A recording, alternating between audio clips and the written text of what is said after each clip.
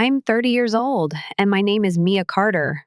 With my spouse, Ethan, who is 5 years my senior, and our 5-year-old kid, Noah, I have a contented and tranquil existence. Growing up in the family I came from, I never thought it would be possible, but life has been nice to us. I am attending a wedding today. Who are the bride and groom? Scarcely acquainted with me. They are actually Ethan's connections rather than mine. Ethan thought it would be a wonderful social event for us to attend, even if I only know them by sight. The chandeliers in the lavish five-star hotel hosting the wedding likely cost more than my childhood home. I'm wondering how much this wedding cost while I admire the elegance all around me.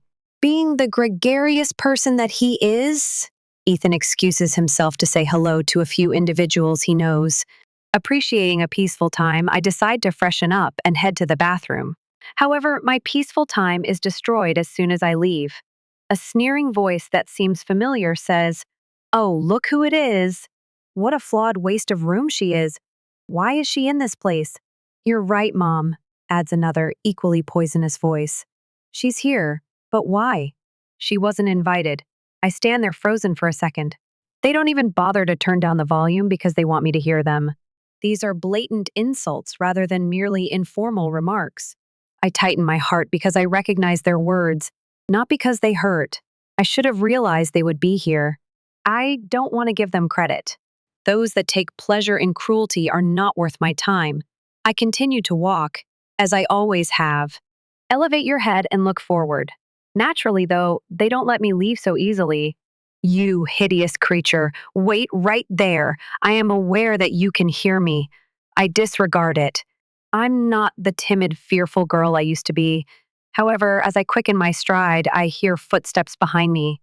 The fact that they are pursuing me instead of losing interest makes my stomach turn. A hard hand snatches my arm before I can respond.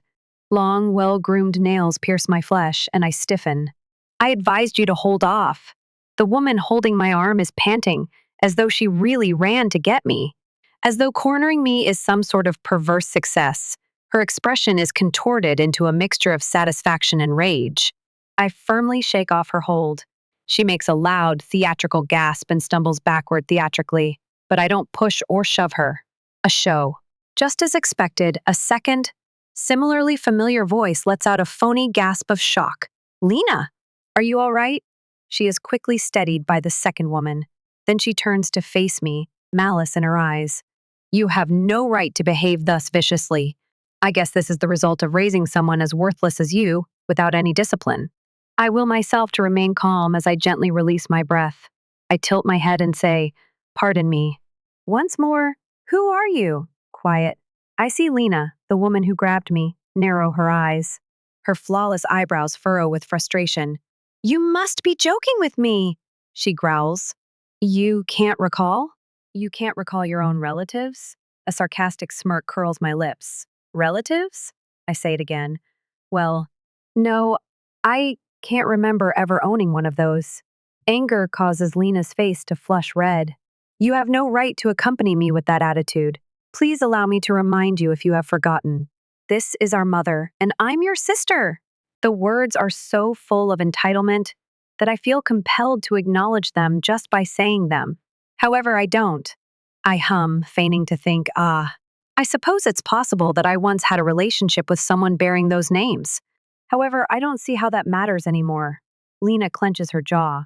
My mother, if I can call her that, gives me a disgusted look. "You conceited, ungrateful little—" However, two males come up before she can finish.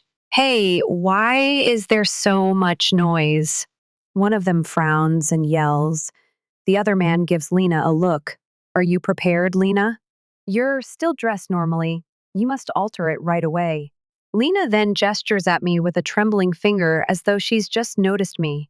"An invader has entered my wedding! Get rid of her!" My heart stops. Her nuptials? I glance at the man next to her, the husband, and I look into my ex-father's eyes for the first time in years. His face hardens with hatred the moment he sees me, but the groom's face turns as white as a ghost.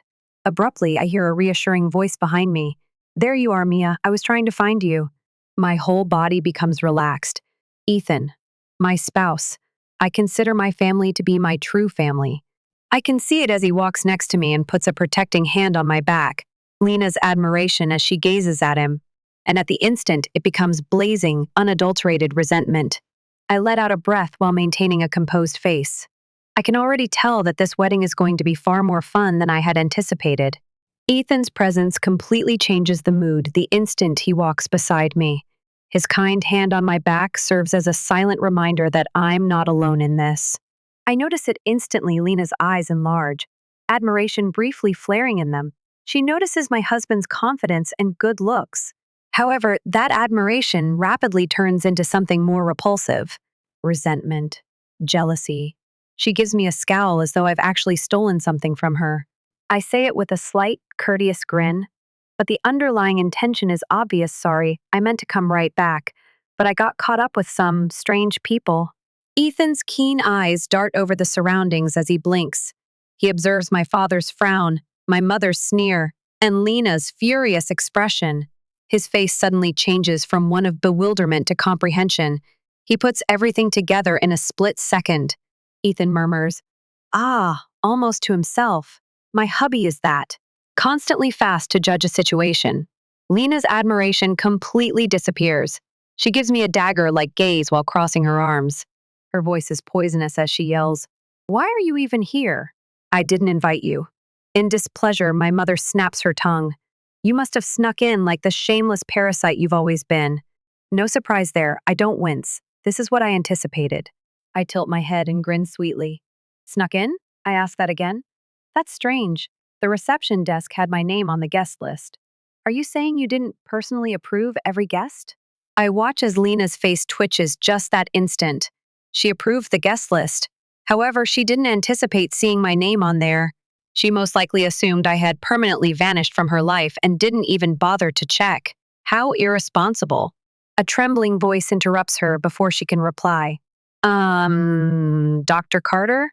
Carter? Doctor?" The voice is that of Ron, the groom. His hands are shaking a little, and his face is still white. Ethan gives him a raised eyebrow. "Yes?" Ron swallows hard and gives me a look that combines panic and guilt. I apologize," he speaks haltingly. "It seems my wife has been very rude. And, my deepest apologies to your wife as well." He turns to Lena, forcing a feeble smile. "Lena, apologize." Lena's mouth falls open. "What?" she exclaims. "Why should I apologize to her? She's the one who..." Ron's voice drops. "Lena, just apologize." I am amused as I watch the interaction. The groom is in a panic. Why? Because Dr. Ethan Carter, my spouse, isn't your average person. He is the heir of one of the state's biggest private hospitals. Ron, too? Ron, a physician at a university hospital, is very eager to keep up a professional relationship with my husband's family. However, pride prevents Lena from seeing what's going on. She frowns and crosses her arms. "I have nothing to apologize for. This shameless woman crashed my wedding." With hatred in his voice, my father nods in accord. "That's right. 9 years ago, we expelled this disgrace of a daughter. We threw her out and never wanted to see her again. And yet, here she is, ruining our special day." Ron's whole body stiffens, and I see it. Ethan sees, too. He seems to be holding himself back as his hand tightens a little on my back. With a hushed voice, Ethan asks, "You threw her out?" However, the weight of it is overwhelming. My mother nods triumphantly, utterly unaware. "Of course. She was a failure, a disgrace. She didn't even get into college. We wasted years supporting her. And for what? She just leached off of us, working lowly part-time jobs and embarrassing the family. So we did the right thing, we cut her off. And look at her now, sneaking into events where she doesn't belong." Ethan lets out a breath through his nostrils. I can see he is angry at that point. He doesn't have to stand up for me. I am capable of doing that on my own. However, Ron speaks out before I can respond. His remarks are clear despite his trembling voice. "That's not true." Quiet. Everyone, myself included, turns to stare at him. Ron's expression is tense. His hands continue to shake. He continues, "You said she never went to college." Slowly. "You said she was a failure." He looks at me with wide, incredulous eyes. He murmurs, "But she's not just doctor. Carter's wife, she's also the CEO of a medical research company, one that our hospital relies on." Lena turns and looks at me with a shocked expression on her face. Hersing, "You're lying," she says. Ron gives a head shake. "No, I looked her up after her son came to our hospital for an evaluation. At the time, I was unaware of her identity. You could hear a pin drop in the room." My dad's face goes ghastly white. My mom has her fists clenched. "Lena, too?" It appears that Lena's world is collapsing. I grin. It's a modest, courteous smile. "I suppose," I continue with a smile, "that there were some details you all never bothered to check." As though she is having trouble finding the right words, Lena's mouth opens and shuts. I see her struggling. I observe how quickly her mind works to take in everything. "You don't have to say it out loud." I have nothing further to say, because they are already being crushed by the truth. Ethan fixes his cufflinks and clears his throat. "Well," he replies with ease, "this has been an intriguing reunion, but I think we should be going. Mia, are you ready?" I give a nod. "Yes," I reply. "I've seen everything I needed to see." Ethan extends his arm to me. I accept it without question. We turn our backs on my so-called family. However, as soon as we go forward, Lena lunges at me. "Wait!" Like a knife, Lena's voice pierces the atmosphere. "Wait!" She leaps at me, her fingers grabbing at my wrist before I can respond. My voice is sharp but calm as I say, "Let me go."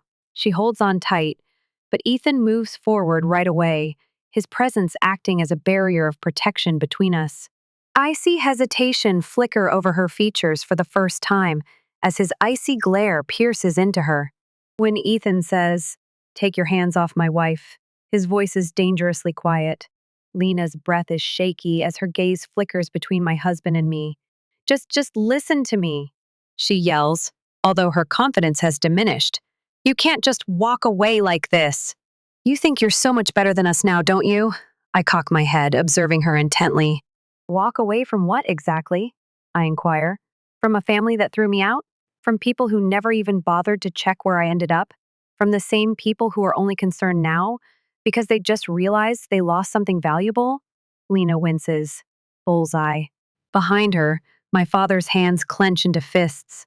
Ron, poor, terrified Ron, is shifting his weight like a man who has suddenly discovered he married into a calamity, and my mother's lips are pushed into a thin line. Then my father sneers. "You think you're better than us just because you married into money?" At that, Ethan arches an eyebrow. His tone is so casual that it makes my father tense. "Oh, she was already successful before I even met her," he says. "She built her own business and made a name for herself. Her company is one of the top suppliers of medical research materials. I'm sure you've heard of it." My dad's face gets gloomier, since he is aware of it. He simply didn't associate my name with it. As I watch their faces light up with comprehension, I smile. "You never cared about me before," I murmur softly. "So it makes sense you never knew." Lena bursts out laughing, but it's a phony, high-pitched laugh, the kind people make when they're about to lose it. She hisses, "Who cares about some business about the subject? You're still nothing compared to me. I'm the smart one, the one they actually wanted." Ethan crosses his arms and scoffs. He ponders, and yet, here we are. You, screaming in the middle of your own wedding, and Mia? She's the picture of success, standing here unbothered. With her eyes blazing with rage, Lena whips her head in my direction. She yells, "This isn't fair. Everything should have been mine. I was supposed to have the perfect career, the perfect husband, and the perfect life. I did everything right. Why is it you? Why do you get to be happy?" Oh, that is the purpose of this. It has nothing to do with me being here. It has to do with the fact that I didn't perform as they had anticipated. Ron tentatively says, "Lena," and puts a hand on her shoulder. "Let's just." She dismisses him violently. "No, you don't understand, Ron. I've heard throughout my life that I'm superior to her, that I was the only one who mattered, that she was a failure and I was the perfect daughter." Her face twisted in anger, her chest heaving. "And now I find out she's not only successful, but she also married someone even more powerful than you?" At that, Ron's expression darkens. But Lena no longer seems to care. She's falling apart. Quick. Calmly, are you done? I ask, as if she thought I would shout back to lose my cool like she just did. Lena stops. I won't, though, because I am no longer impacted by this. Adding, it's funny, Lena. Throughout these years, you were consumed with the pursuit of demonstrating that you were superior to me. But not once did you stop actually working for it. You just expected life to hand you success.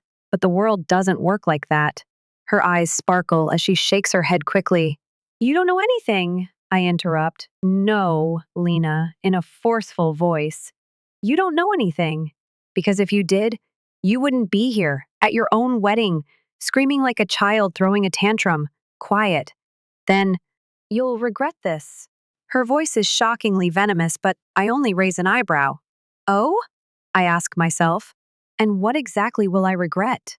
Will I regret severing connections with individuals who showed no concern for my well-being? Letting go of a family that treated me like a burden? Lena opens and closes her mouth, but nothing comes out. I take a step back and sigh. I declare, this conversation is over clearly. I have no reason to be here anymore. As soon as I turn to face Ethan, he leads me away while holding my back warm. However, as I move away for the first time, behind me, my father's words echo loudly. If you walk away now, you're nothing to us. I continue to walk. I don't turn around. And I feel nothing for the first time in my life. Not depressed. I have no regrets. Only relief. Because, in the first place, I was nothing to them. And now, I am at last free now. I feel the tension of the encounter gradually subside as soon as Ethan and I step outside. I feel as though I can breathe freely for the first time in years as the chilly evening air envelops me. I will no longer be peering over my shoulder. I've had enough of worrying about whether I'll ever measure up, because I am aware of the truth today. In the first place, I never required their permission. Ethan gives my hand a light squeeze, bringing me down to earth with his warmth. You okay? He inquires. I give a nod. Yeah, I think I am. I half anticipate my phone to blow up with texts from my so-called relatives as we travel home. But there's only quiet, no frantic calls. Don't apologize half-heartedly. No texts that make you feel bad. And, truthfully, this is how I like it. I eventually let the fatigue set in as I curl up on our couch with a hot cup of tea. Ethan whispers, they're not worth your thoughts, as he sits next to me. I know, I sigh. It's just weird, I guess, to finally be done with them. His eyes are hard but soft as he tucks a lock of hair behind my ear. They ended their relationship with you long ago, Mia. You just finally decided to let go. I lean into him after that, at last letting myself believe it. It's finished. Or so I believed. My phone is constantly vibrating when I wake up. My stomach turns the moment I see the screen. Dad, Mom, Lena, missed phone calls. There are a lot of texts. The tranquility I experienced last night? Lost. After a little pause, I open my brother Jason's most recent SMS. Mom's crying. Dad's furious. Everyone is mad at you. Why do you have to make things so difficult? I laugh. Hard? Because I didn't want to continue doing my part? Because I at last defended myself? The neutral one has always been Jason, the peacekeeper. He is the one who counsels me to overlook it and embrace the current state of affairs. He never once, however, ordered them to cease treating me like trash. We're coming over to talk. Don't think you can ignore us. Mother, I laughed a little dryly. How desperate they must be now. It takes very little time. I've finished my coffee when I hear a loud banging on the door. I've already identified the person. Ethan stands in the kitchen, closely monitoring me. You don't have to let them in, he reminds me. I am aware that I don't, but I have a strong desire to see it through. I square my shoulders, inhale deeply, and open the door. They're there. My mother's favorite act is to appear weak and emotional. My father, erect, his jaw tight with rage.